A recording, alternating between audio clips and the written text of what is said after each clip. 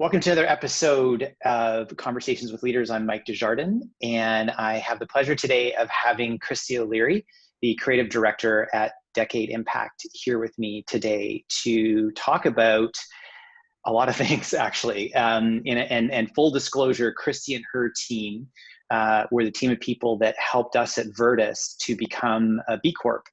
To become a certified B Corp a number of years ago. So I've had personal experience working with Kristy and her team.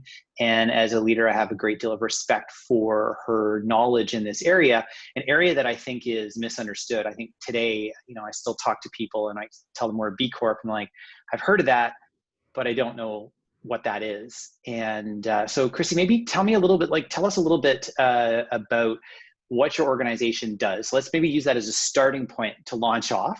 And then we can get into some of the details of like, what is B Corp and what does impact mean, and go from there. So let's start with, what do you do? Okay. Well, thanks for having me, Mike. I'm so excited for us to have this conversation today. I'm sure we'll solve all of the world's problems by the time we're done. Yes, I'm the creative director at Decade Impact, and we spend our days building impact strategies for companies of varying sizes. And we have basically kind of like three service lines. We do straight up advisory, which is like very much like traditional consulting, but in a social and environmental impact context. Mm-hmm. We have cohort programs. We decided to build these cohort programs so that we could democratize our service because we wanted to reach as many companies as we possibly can, and some of those companies could never afford to actually hire us. And so that program is called Getting to 80, which relates to the B Corp assessment, right? To that 80-point threshold in the B Corp assessment. And then we do a lot of like design labs, and I have a background in human-centered design. And so we've developed a whole kind of strategy for how we build out impact-centered design for our companies that we work with. And that covers everything from what does your policy structure look like, and how is impact embedded there, to defining new products and services that really have that impact in mind, and really trying to focus on ultimately what we're trying to do with all of our companies and all of our clients, and really anyone, whether they work with us or not, is encourage them to become sort of activist brands. So that's fantastic. You've thrown out a lot of terminology, which I know rolls off your tongue. You deal with this every day, and which is great. And I think that there's quite a few pieces of terminology there that we should explore. Maybe let's start before we go into each individual piece. Let's start with maybe the history of B Corp. Like, where did B Corp? What is B Corp? Where did it come from? Why does it exist? And maybe we can transition from that into talking about impact overall. I know that might sound backwards, but I think B Corp seems to be the brand, right, that has become big in this space. So let's start there. Okay. So the B Corp movement began in 2006 with the first class of companies certifying in the US in 2007. And it was founded by, there are three founders, Andrew, Jay, and Bart. Okay.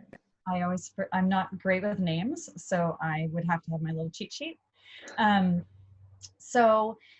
Basically, a couple of the founders had owned a company, a really popular, growing sportswear brand called And One Sports. And when they exited that company, they had built a really beautiful culture in the company. They were very profitable. Obviously, they were attractive enough to do like a multi-$100-million acquisition by a company called American Sportswear Brand. And so, but what happened was, as soon as they sold, all of the things that they felt were really the superpower behind the company, having really strong training programs, they had a design to give model where they were giving 5%, I believe 5% of overall revenue to support education of kids that were probably wearing their clothes and their shoes and their feet. And so they had built this company that was a B Corp but they didn't know that it was B Corp didn't exist. And so when Right. they sold and they saw the kind of the beautiful guts get ripped out of their company, they thought, we have to fix this. Mm. And so initially it started as this way for founders of companies to lock in mission so that when they exited, that mission would stay intact in the company. And that was initially how it started. I've been working with the assessment since 2011, and so it's gone through all kinds of changes since then. But ultimately, like, the B Corp movement is a group of companies that really believe we need to actively and intentionally build an inclusive and just economy. And the B Impact Assessment, which is the tool we use to measure impact in a company, it measures, it's the only tool its kind, it holistically measures impact across the entire company, the entire value chain of a company. And so at this point, we're in version 6. Okay. And it's getting harder for companies to certify. But it is really, at Decade, we believe the B Impact Assessment is the best business design tool available. If you want to be a better company, open the assessment and start answering those questions, start asking those really powerful questions. And ultimately you start to decide, well, why would we do that, and how would we do it? And so that's kind of like how it began, and that's how we use it. Excellent. Yeah, I think, for our journey started with a conversation at a strategic planning retreat down in Palm Springs when Saxony Brown, who's our director of business development, who I know you know well and worked with you on this project for us, said in the strategy session, I want to work for a company that stands for something. And all of us in the room said, we do stand for something, and we want that too. And she's like, yeah, I think we need a way that we can prove to the world that, other than just what it says on our website, that we stand for all these things, that somebody would be able to, you shouldn't use the word certify, but basically prove that we as an organization stood for all these things. And that led to, conversations that we had as a team, conversations I had with some people that I know and respect in the city. And that ended up, with us going down the road of trying to understand what a B Corp would look like, and led obviously to you and I meeting, and the start of that journey, which it definitely was a journey. And I think the piece that you bring up around, you mentioned the 80 points, and there's 200 total points that I guess you can get in. Is that the same still for? They haven't changed that, or is it? They've sort of stopped communicating it that way, which Okay. Which a lot of us in the space think that that's beneficial. Then we get this idea of like 200 points. Right. That, it, and I don't want to get too into the details of it, but really, as you move through the assessment, you can open things called gates. Right. And those gates reveal impact business models. And that, some companies, I'm sure, if they could activate 10 different impact business models, they could get over 200 points at the way it's designed, but that's just very, very rare. So we know 80 is the threshold, and that's kind of like where we like to stay, although it does make it easier to communicate to people. It's out of 200 and you need 80. I think it's fascinating though, because you think about, you're not, 80 out of 200 doesn't sound like a great score if you're thinking about it from the perspective of a percentage. And that's not how it's set, that's not how it's set up. I know when we went through this process with you, that was a great learning of, well, there are 200 possible ways you could get a point. And there are different ways of you getting up to the 80 point, and there's 200 different ways. Of that 200, there are 80 that are going to work for your organization. And let's start with those 80. And I remember your advice saying, let's not try to get as many points as possible. That's not actually what this is about. It's about understanding what points make sense for your business, and then going and focusing on documenting those systems, putting the systems in place if they're not in place, and being intentional about the impact, good and bad, that our organization is having on the world and on the communities, on the environment, on all of the stakeholders that are involved in our business. So that was a big, for us going down that path. When we tried to go down it alone, it felt quite daunting, and it was basically, I'd best refer to it as a false start. So, meeting you and your team, it went from false start to, no, we're moving forward on this strategy in an effective, timely manner. And then it still took time, but we had a year of false starts and then 6 months of heavy lifting with you to get us to the place that we were at. So is that common, that companies come to you and say, hey, we tried to do this on our own and it's just hard to understand how to do it unless you've got somebody like you who's kind of a guide, done this so many times with so many companies that which way to go down these roads? I mean, if we tried to figure out even what 200 points to start with, like that's where we started and we got lost. So yeah, I think one context piece that's really important is that 80 points, to kind of ground that in something that's meaningful for folks. A company with a good corporate social responsibility strategy, they'll score around a 60. Right. And a company that's, I say like a like a, I don't know how like myself to be in this interview. I say like they dump blunt chemicals and honest. in the river, right? Okay, so the ones that dump the chemicals in the rivers and don't care, yes, they're going to score around a 40. So okay. That 80 is actually that is a real showing. That is very hard to get to. And it's very hard to achieve 80 without that at least one strong impact business model. Great. And so ultimately, the B Corp assessment helps us understand what kind of impact business model you either have or that you're close to, and how do we design our way into that? How do we start? This is an interesting statement here that you're making. Sorry, I don't mean to cut you off. Keep going. Yeah. So we're businesses. I think I have a background in political theory and fine art. And I gravitated towards entrepreneurship because I think entrepreneurs are the most creative people in the world, but we see ourselves as not creative. Most entrepreneurs don't think they're creative people, but it's like you created something out of nothing. Mm-hmm. You're a sculptor, you're a you're a painter, you're like all of those creative tools. You're using them. You just don't think about it as creativity. And so when we take that concept that like business is inherently creative, and then we kind of mash it up with something like the B Corp assessment, which is the ultimate purpose design tool, then we start to find these opportunities within the business to really lean into that purpose and lean into how we create impact.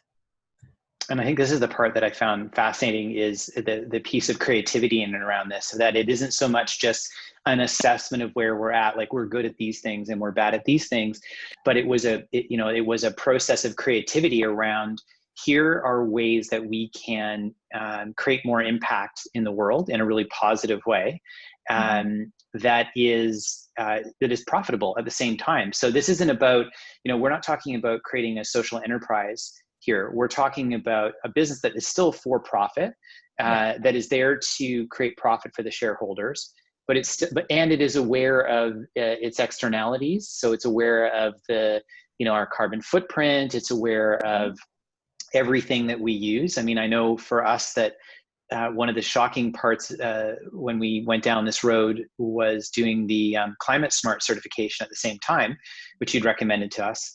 And when it came back and we saw that 72% of our carbon footprint was flights.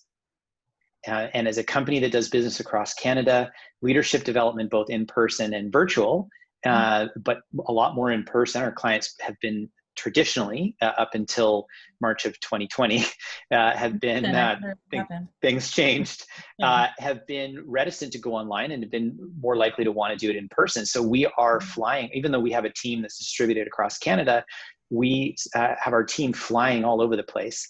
And we have our clients flying all over the place as well to do the work that we do with them in leadership development. So, to see that 72% of our carbon footprint was from that.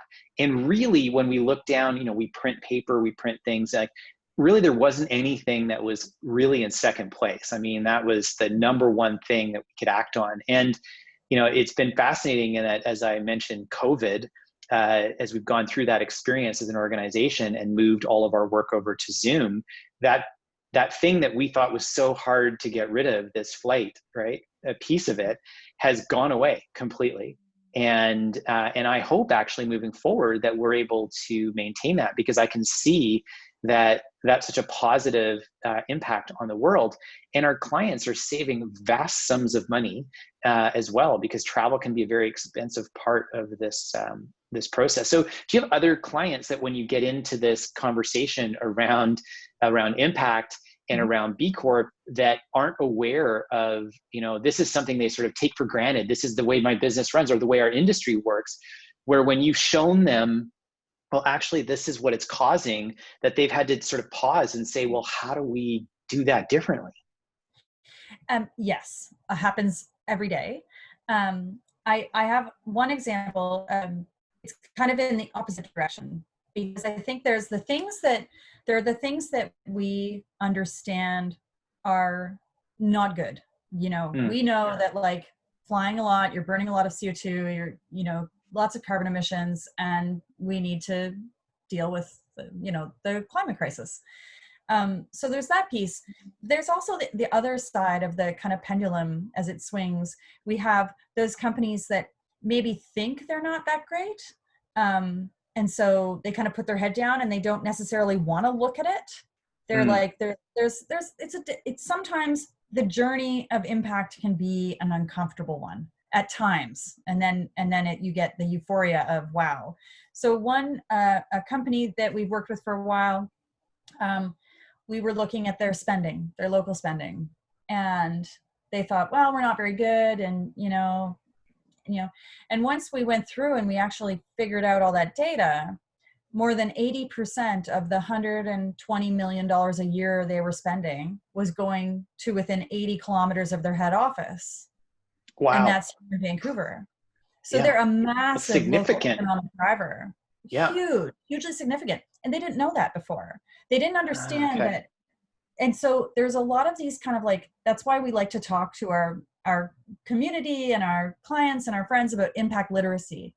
If you can we like to think that when we work with clients, once we're done with them, they have a much greater sense of what impact looks like, what it smells like, what it tastes like, how to identify it. Because if they can identify it, then that changes the way they're going to look at how they build their business. So to me, go ahead. Well, and on that note, is it in terms of literacy around impact, is the Let My People Surf, Yvonne Chouinard, Patagonia, the founder of Patagonia, is that book still the best place for people to start? Or is there another text that you would say, if you read this, it would give you the sort of the breadth and the scope of what impact is, not just specifically to B Corp, but just in general, understanding impact better? Like what is the best text or the best read on that today? What's the best read on that? That's actually really hard. It's not esoteric. So like I'm sure there's lots of books that you read that go into the deep dive. I'm just curious about, having anybody who's a viewer or listener to this podcast be able to say, if I just pick this up and I get through this, I'll kind of understand at a base level how all of this works. I think that Let My People Go Surfing is a great resource. Yeah. I also think this is something we talk about, that there's kind of a gap. There's a little bit of a gap in making, in bringing this to kind of down to the entrepreneur rather than like an academic. There's lots of very like deeply academic books about how we're going to build impact. So I guess something I'm reading right now is a book called Regenerative Capitalism. That's very deeply about building regenerative systems. I think a great like starter book is actually Green to Gold. Green to Gold. Okay. Green to Gold. That's a great book. I'm just going to shut my window. I'm getting blinded by the sunlight as we're having this conversation. So I'm just going to drag down my blinds here. All right. Sorry. So Green to Gold. So that's nice. So Green to Gold. I think that I actually think that there's not a lot of really great resources for entrepreneurs to I guess like one of the things that I feel is really important is the understanding of that impact business model. And I find that that's really rare to find a resource that actually communicates that. Like every company is gonna make money and you're gonna create impact, whether it's positive or negative. But Right. that impact business model every time, right? We're doing it. We just it's an awareness thing. Mm. But that concept of an impact business model, I wish I could remember Virtus's impact business model. It was in education. And so part of how we measure how Virtus creates Mm-hmm. impact is how many folks are you educating? How many Yeah. individuals? How many companies? So, to answer your question about our approach of developing leaders, we filled an entire wall of post-it notes of all the stakeholders that are affected. Because when we build a better leader, we end up building a better sister, brother, partner, spouse, child, grandparent, like a friend, community member, soccer coach, like the individuals that benefit, that are connected to the people. So we teach better, increase the emotional intelligence of a leader. They don't stop at the office door. Like they come home and they're a different person in their home environment with their friends. And so when we mapped out all of the stakeholders, we realized that for each individual that we work with, a minimum of 25 other people are directly impacted by their change in behavior in a very positive way. So all of a sudden we started thinking about, well, if we're able to develop 1 million leaders as a goal, our actual effect is we've enriched the lives, because to answer your earlier question, the purpose of Virtus is to make a difference in the lives of others. And so once we knew that there was a minimum 25 times multiple, we started to realize we're not affecting 1 million people. Every 1 million people means we're actually enriching the lives of 25 million people. And that thought process came directly out of the B Corp work and understanding impact better from the work that we did with you. Yeah, doesn't it make it easier to get up in the morning and work so hard, especially as we're moving? Well, it's exciting with a multiple like that, right? It's like, right? It's super exciting. This is the stuff, and this is the thing, like, so you've touched on something really, really important for us, is that we're not just helping companies like go through a B Corp assessment and build some policies. Like, we really do want to affect the lives of these people we work with. And so one of the best things for us is like, that when we show up and we get to spend time with our people, they're like, oh, and then I sent that to my brother and I sent it over, and then my friend did another copy, she wanted a copy, and it's like, you send it everywhere, yeah, from the rooftops. And so I think that idea of that multiple is really important, and we all have it, and it's just about understanding how we plug into that and what those outcomes are. I also think, like with the B Corp assessment, it forces you to try to measure things, and that gentle, or what, depending on your process, that nudge you get from the B impact assessment, that is absolutely powerful tool for building your it's almost like you're building your community benefit agreement. It's almost like you're saying, this is what we've done to date. We don't get to just talk about it anymore. This is the data. And now that we have this data, we can wield impact. It's not happening like willy-nilly by accident. We can target this, so we can make it really useful, and drive economic development, or drive that change in leaders, so that you're moving that. It's just kind of like, we all have this ball we have to move down the field, and it's every company, right? And it's a challenging time, and everybody's trying to figure out what it looks like post-pandemic. And I think what it looks like post-pandemic is, it looks like a new economy that is just and inclusive and makes sense and works for everyone. Because COVID has created this amazing opportunity for us to see the cracks in the foundation. And so now we can understand how do we design business better moving forward? I kind of had like a whole bunch of thoughts there in a waterfall. It's great. You keep waterfalling. I'm loving it. I think, it's interesting you bring up the effect of the pandemic and COVID. I think, in our industry, we recognized that there were some things that weren't possible prior to March of 2020, and they're now possible in the environment that is COVID. And as hard as it is on business, that I've seen some amazing pivots. We've had to pivot ourselves through this, and we've been supporting our clients who are in triage, but also figuring out what their pivot is. And clients who had, year and a half long strategic plans to make a significant change in their organization, and 2 weeks later it's done. And it's fascinating to see that there were so many roadblocks. There were so many reasons why they just couldn't do it and why it was going to take so long. And then all of a sudden, they get the whole thing done in 2 weeks. And I'm like, wow. So there was all these limiting beliefs in place in the organization. I think there's these, I had it described that if you're in business in an industry long enough, there's a river that you're in, and the water is just flowing down that river, and the trough gets deeper and deeper. And so your ability to go outside of that trough and try to like start a new one, it's just because you're so deep in that trough.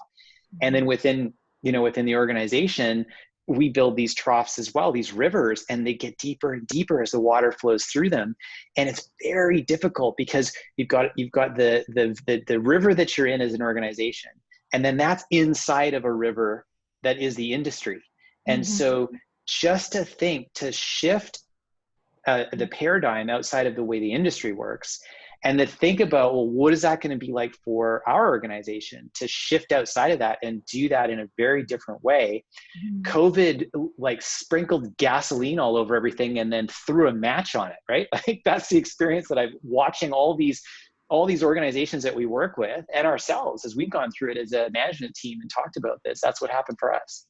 Yeah. I love everything you just said.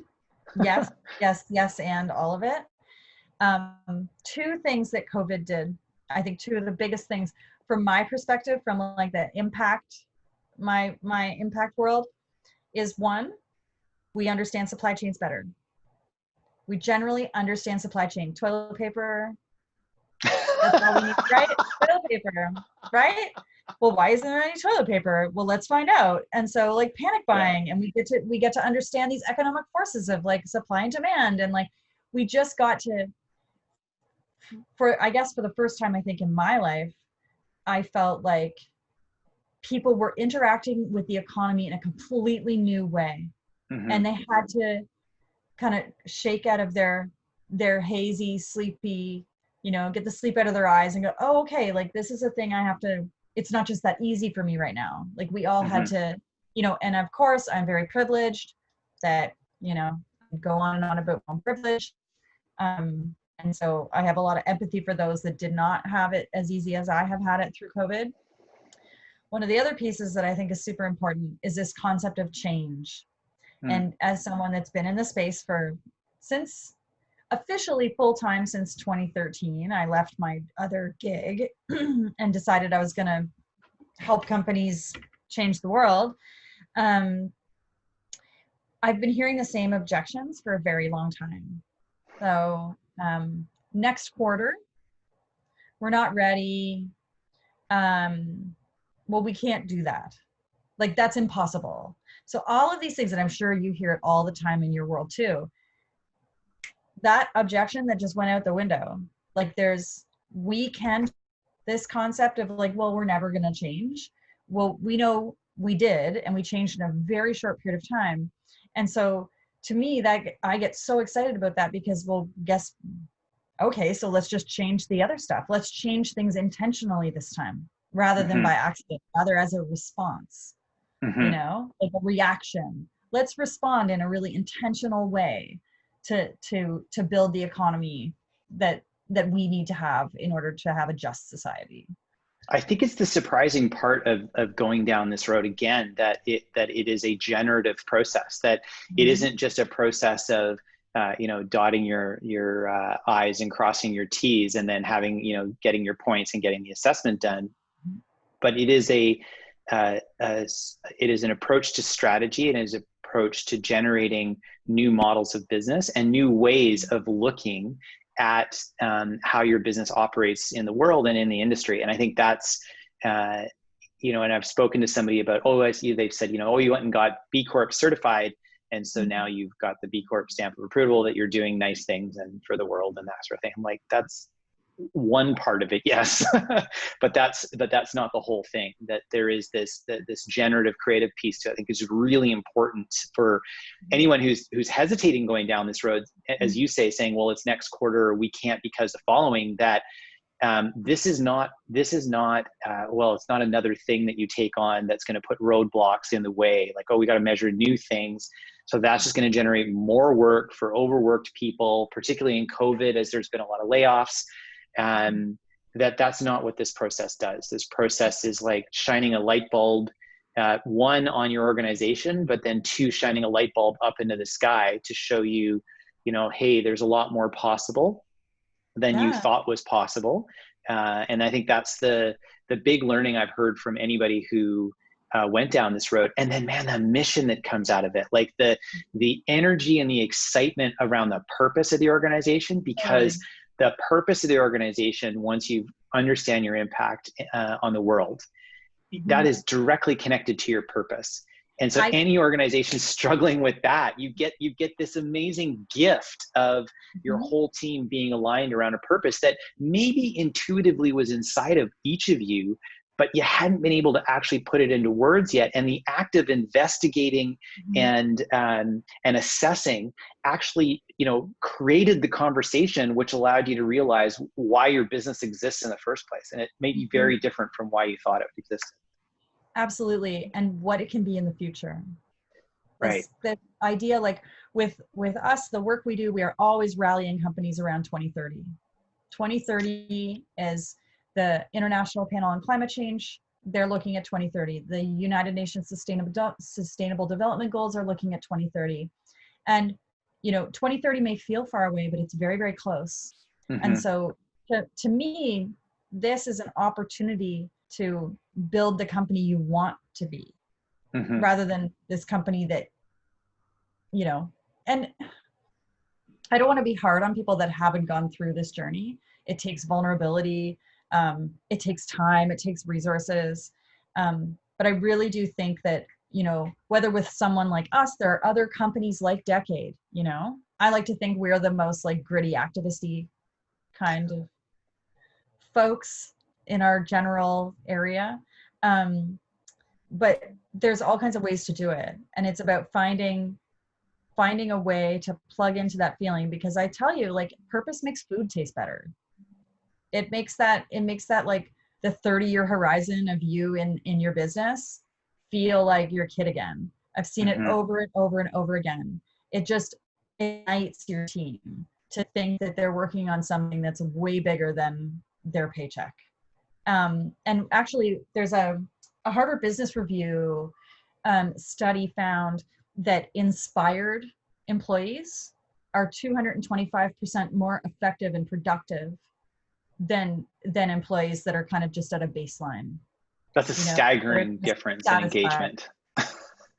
And we see it all the time in our companies. Like that inspiration piece, it's so critical, because that's when you kind of unleash imaginations, and that's when people feel like they're being called to a higher purpose and they have a role to play. That's one of the reasons we work, like with Virtus, we worked with as many of the team as we possibly could, because this is a journey you guys are going to go on, and we're guides, but ultimately you're in it together. And so we need to create that shared language and that shared sense of purpose within the organization, so that it doesn't end up being something on the side of someone's desk. It doesn't end up being kind of lip service, like that's no fun. I think it changed how we talk. I mean, we had our purpose for a while, as I say, about making a difference in the lives of others, but as we got together as a team and started talking about, the number of stakeholders we could reach, that's when the excitement really started to hit of, well, if we developed 1 million leaders, that's 25 million people. That's making a difference in the lives of others. Like we're starting to hit the population of Canada and California, right? So all of a sudden it's like, well, no, that's something that I would spend years doing. And I think that was the thing that excited me, is it was less about we're working with a new company or a new brand, or we're working with a brand for a long period of time. But all of a sudden we look at the totality of what we're doing over the long term. And when we think to the future, however long it took or it takes to go accomplish that, that's something worth doing. Like accomplishing that as a team is something worth doing. So so it really did catalyze us towards a future that, particularly when we could measure it. And we'd always thought, well, we can't measure this. Like we can't measure purpose. Like we just have this purpose and we're these people that love helping people and we want to make a difference in the lives of others. And we can all agree on that. It's like what we do. It's what our clients keep telling us we do. And it was going down that road of starting to have to quantify things that led us to understand that just because we hadn't quantified it yet didn't mean it wasn't quantifiable. Absolutely. And that was the part that, I think that surprised me when that popped up as an approach that we could take that would really be something that we could move towards. I think it's, waking up every day and saying, I'm doing great work is one thing, but waking up every day saying, I'm doing great work and it's going to affect people this way, or it's going to do the following things. We've got a client that we're chatting with, Tentree, and they're a B Corp, and their mission is to plant, I think it's a billion trees. Yeah, a billion trees. And they're at like 50 million or something right now. And I remember talking to, I'm like just waiting for the day I get to work with Tentree. Yeah, they're great. We've had wonderful conversations with them, and Derek, the founder, and I just said, like, I'm just like, you're at 50 million and you want to do 1 billion. I'm like, how cool is that? And so, everybody thinks, well, Tentree makes clothing. And it's like, well, no, they're not showing up every day to make another t-shirt. They're showing up every day to plant 1 billion trees. They're a forestry company that happens to make clothing. Yeah, that's actually excellent. And it's funny when you say that, that's exactly right. And yet when, as a consumer, you say, well, I believe in their mission. And it's great that when I buy a product that 10 trees are going to get planted for every one of the t-shirts that I purchase. But to hear them say 1 billion trees, I'm like, I want to buy more. I want to buy more of what they're selling. It doesn't even matter. Like, I want to buy more of your stuff and I want to be part of that. So as an organization, we want to work with Tentree because we want to help build better leaders at Tentree so you can get to 1 billion trees faster. And then we'll feel so good because we've made a difference in the lives of others. And those others have gone on and planted 1 billion trees. Like, I mean, come on, that is such a cool thing to be waking up and doing every day, right?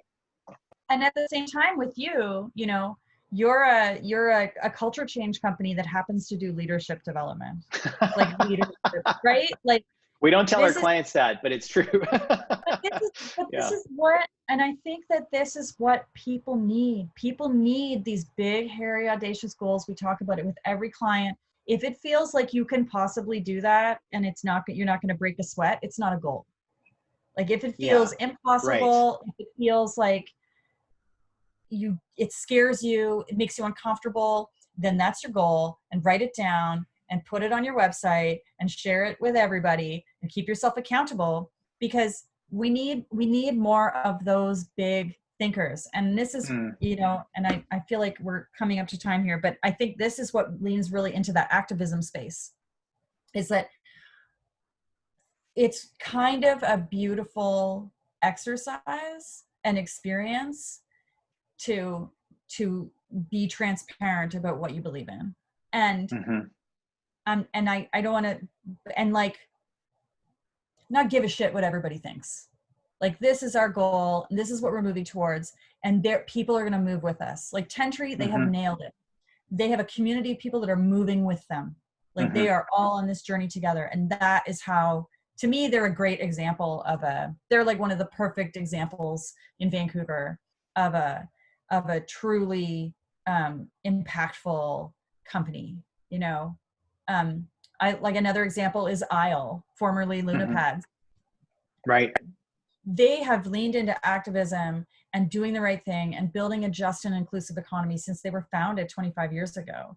So they're a great example of one of those other companies that's committed to measurement, just like you, just like Tentry, just like Patagonia. So I think like I really think that it's time, people really need to feel like they're engaged in how we're going to fix it. And fixing it means the climate crisis. It means inequity. It means all kinds of things. And so we don't dictate, and I don't believe anyone should dictate to another person or another group of people or a company what they're going to do. We don't should on people. Yes. We don't do that. We use that phrase. But we often, we create awareness about the paths to the summit of their impact journey. Like this is the a la carte menu of what you could do, what matters most to you, and what makes you excited. I feel like excitement is like underrated. Undervalued. It's underrated. It's undervalued in entrepreneurship. I feel like we're all supposed to be kind of like excited, but like not truly pumped about what we do. Maybe I'm, you're laughing. You know, and I think it's funny because when I meet people that are on the other side of that equation, right, which is how I feel, which is just like super excited that I get to do this every day, right? Like I meet other people who are, right. I meet people that are other equally wired that way. And I mean, it doesn't take very long into the conversation to hear the passion that is driving the future of this business. It isn't about, you know, the things they talk about, they're just different, right? They're excited about what they're doing, and they're not excited because of the financials. They're not excited because they beat their competitor. You know, they're not excited because they're number one. They're excited because they're doing something that matters, and they know that they're going to be able to track that. So I'm curious, Kristy, like just in this whole conversation of this question that keeps floating up in the back of my mind, which is this. So in this work that you've done over this time, what's something that surprises you? Like what's that thing that you keep getting surprised by, or something that you've been surprised by as you've gone down this path? That's a really hard question. It's a great question. I think I used to be surprised by it, and now I expect it, that companies are doing better than they thought they were. Okay. That's a big one, that companies, it's a vulnerable space to step into. Let's measure your business in a completely different way than you have ever measured it, because profit matters, revenue matters, but all of these other indicators matter too. So I think that, again, it surprised me at first. I was like, wow, you're so much better than you thought you were. And now I expect it. Like, oh, okay, you're going to be better than you thought you were. And that's great. And I don't even tell them anymore because I want them to feel that. Yeah. It's what a great thing to do. Like what a great opportunity though, like for people to think, oh, we're not doing that great. And then they say, we're actually doing better than we thought we were doing. And then here's the delta, here's the gap that we need to go and fill. The mountain isn't as high as we thought it was, I guess is the. Right. And it's impact, again, it happens by accident a lot of the time. And so every company is doing it. And so that's one piece. I'm trying to think what else surprises me. I guess one thing that, again, it surprised me at first, but I've come to really expect is how other people feel. Like it surprised me that I get to become friends with clients and like with people in the community that like, all of a sudden I feel like I'm like, going to get invited to their wedding because I help them see themselves. Right. And so that process of helping entrepreneurs and their teams see themselves and see this is where you were, this is where you are, and then helping them decide where they want to go, like that is extremely fulfilling for me, but also for everyone in their team. I tell this story all the time of maybe I told it to you guys when I was working with Virtus. I was doing work with a company, and they're in Nova Scotia, and there was one engineer, an engineering firm, that really didn't want to be in these workshops and really didn't care about impact and didn't think, you know, wasn't interested, and was very vocal about how he was not interested. And the first day, and we did 7 workshops. I did 7 workshops with them. And the first day he said, Chris is away getting a root canal. And I said, oh, that's too bad. He can't join us. And he said, yeah, I wish I was getting a root canal. So like, that's I all wish I I was getting a root canal. Yeah. And I versus thought, working okay, through this process. yeah, you would rather be getting a root canal than hanging out with me. That's fine. I'm not going to take it personally. And on the end of the day with this particular company, when we were kind of doing our, like, the end of the whole project and our final kind of recap, we were sharing our thoughts on what the process was like for us, and everybody was sharing. And he said, you know, I said I'd rather have a root canal than do this. But I know that I don't come to work to be an engineer. I come to work to save whales. I come to work to save whales. Oh my God. Right? Like what an epiphany, and that epiphany, direct result of going down a road he didn't want to go down. Going down a road he didn't want to go down. And so, you know, it's always different for everyone that goes through this process. But I think there's room for everyone to find like their whale, like their that's beautiful. forestry, their culture change. Like, we just have to expand our lens of what we think about our businesses and what we think we're capable of doing as people. You know, again, I go on and on about this idea of agency, and that we live in a world that's so complicated and so big, and we're so little. We're just little people, you know, and we have our problems, and everybody's trying to like make it through the day and like do the right thing. But I think this kind of work really expands that, and it helps us as individuals connect to this greater system, and helps us feel that we actually have power in the system. So I think that becoming a B Corp certified company, people have all kinds of opinions about whether to B Corp or not to B Corp. And I think it's like a pretty beautiful thing to be able to fly a flag above your business that says like, we're going to change the world. We're going to fix it. We are eyes wide open, and we're going to do the work. I'm not an engineer. I would love to end on that quote. I'm not an engineer.